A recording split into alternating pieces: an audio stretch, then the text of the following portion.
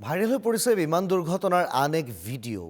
২২ বৰ্ষীয় নাংথৈ শৰ্মাৰ ভিডিঅ' সম্প্ৰতি ভাইৰেল হৈ পৰিছে। এয়াৰ ইণ্ডিয়াত যোগদান কৰি আপলোড কৰিছিল তেওঁ এটা ভিডিঅ'। প্ৰথমতে ভিডিঅ'টো দেখুৱাই দিছোঁ।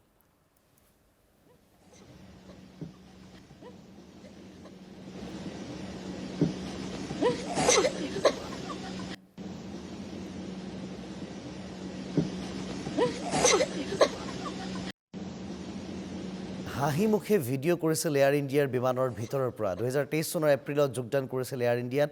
তাৰ পিছৰ পৰাই তেওঁ এই চাকৰিত কৰ্মৰত আছিল। হাঁহিমুখীয়া এই ছোৱালীজনী, কম বয়সীয়া ২২ বছৰীয়া মাত্ৰ ছোৱালীজনীয়ে এই কৰ্মজীৱনৰ আদি আৰম্ভণিতে এনেধৰণে মৃত্যুক আঁকোৱালি ল'ব লগা হ'ল আৰু এই হাঁহিমুখীয়া যুৱতীগৰাকীয়ে সেই বিমান দুৰ্ঘটনাত প্ৰাণ হেৰুৱালে। তেওঁ আছিল মণিপুৰৰ, নাংথৈ শৰ্মা আছিল তেওঁৰ নাম, আৰু তেওঁ যথেষ্ট সুখী আছিল এই কৰ্মজীৱন আৰম্ভণি কৰিবলৈ পায়। কিন্তু এই জুইকুৰাত তেওঁ সম্পূৰ্ণৰূপে তছনছ হৈ গ'ল আৰু ২০২৩ চনত মাত্ৰ এপ্ৰিলত যোগদান কৰিছিল এয়াৰ ইণ্ডিয়াৰ চাকৰিত। তাৰপিছত এই দুৰ্ঘটনাত সকলো নিঃশেষ হৈ গ'ল। এখন ঘৰ উকা কৰি গুচি গ'ল নাংথৈ শৰ্মা।